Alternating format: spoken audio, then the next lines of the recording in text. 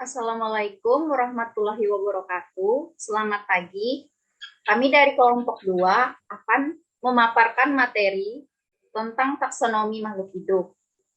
Adapun anggota kelompok kami, saya sendiri, Alfonsa Amelia, Yeni Apriliani, Desi Natalia, Reynaldi Altio, dan M. Alfazri. Ini materi yang akan kami paparkan. Yang pertama, klasifikasi makhluk hidup terbagi menjadi 2 bagian.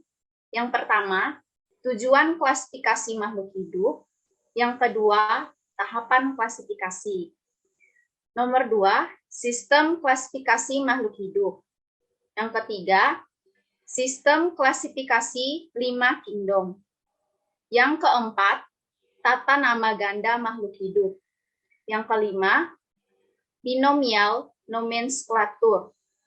Dan yang keenam, pengklasifikasi makhluk hidup. Langsung saja, materinya akan dipaparkan oleh Yeni Apriliani. Klasifikasi makhluk hidup. Tujuan mengklasifikasikan makhluk hidup adalah untuk mempermudah mengenali, membandingkan, dan mempelajari makhluk hidup. Yang kedua, sistem klasifikasi makhluk hidup. Berdasarkan kriteria yang digunakan, sistem klasifikasi makhluk hidup dibedakan menjadi 3, yaitu sistem buatan atau artifisial, sistem alami atau natural, dan sistem filogenik. Sistem klasifikasi buatan atau artifisial, sistem klasifikasi buatan mengutamakan tujuan praktis dalam ikhtisar dunia makhluk hidup. Sistem klasifikasi alami atau natural, klasifikasi makhluk hidup yang menggunakan sistem alami menghendaki terbentuknya takson yang alami. Dan yang ketiga, sistem klasifikasi filogenik. Sistem klasifikasi filogenik merupakan suatu cara pengelompokan organisme berdasarkan garis evolusinya atau sifat perkembangan genetik organisme sejak sel pertama hingga menjadi bentuk organisme dewasa. Ketiga, sistem klasifikasi 5 kingdom. Menurut Robert H. Wiltager, pengelompokan makhluk hidup dibagi menjadi 5 kingdom utama, yaitu kingdom Monera, kedua kingdom Protista, ketiga kingdom Fungi, keempat kingdom Plant, kelima kingdom Animalia. Kingdom Monera adalah kingdom makhluk hidup yang tidak memiliki membran inti, biasanya disebut organisme prokariot. Kedua, kingdom Protista adalah organisme eukariot pertama atau paling sederhana. Protista merupakan organisme eukariotik sehingga memiliki membran inti sel. Ketiga, kingdom jamur atau fungi. Kelompok jamur fungi merupakan kelompok makhluk hidup yang memperoleh makanan dengan cara mengurangi bahan organik makhluk hidup yang sudah mati. Keempat, kingdom planet atau tumbuhan ialah organisme yang mempunyai membran inti eukariotik yang dapat membuat makanannya sendiri dan bersel banyak.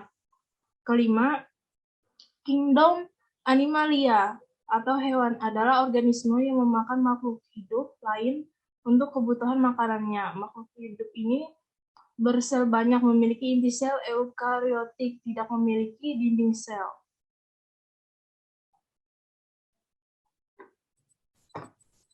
Yang keempat, tata nama ganda makhluk hidup, binomial nomenklatur. Sebelum digunakan nama buku yang diakui dalam dunia ilmu pengetahuan, makhluk hidup diberi nama sesuai dengan nama daerah masing-masing, sehingga terjadi lebih dari satu nama untuk menyebut satu makhluk hidup. Misalnya, mangga, ada yang menyebut taipa di daerah Makassar, ada yang menyebut pau, daerah Bugis, dan ada pula yang menyebut palem, daerah Jawa.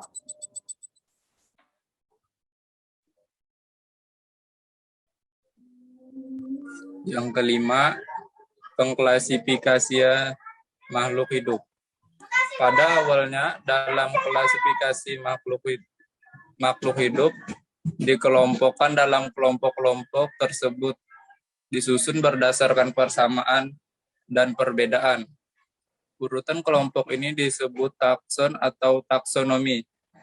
Kata taksonomi sendiri berasal dari bahasa Yunani, yaitu taksis, atau susunan, penyusun, penataan, atau takson. Setiap unit yang digunakan dalam klasifikasi objek biologi, dan nomos, yaitu hukum. Menurut Carolus Linnaeus, tingkatan takson diperlukan untuk pengklasifikasian yang berurutan dari tingkatan tinggi yang umum menuju yang lebih spesifik di tingkatan yang terendah. Demikian presentasi dari kelompok kami. Kurang dan lebihnya kami mohon maaf. Kami ucapkan terima kasih. Selamat pagi.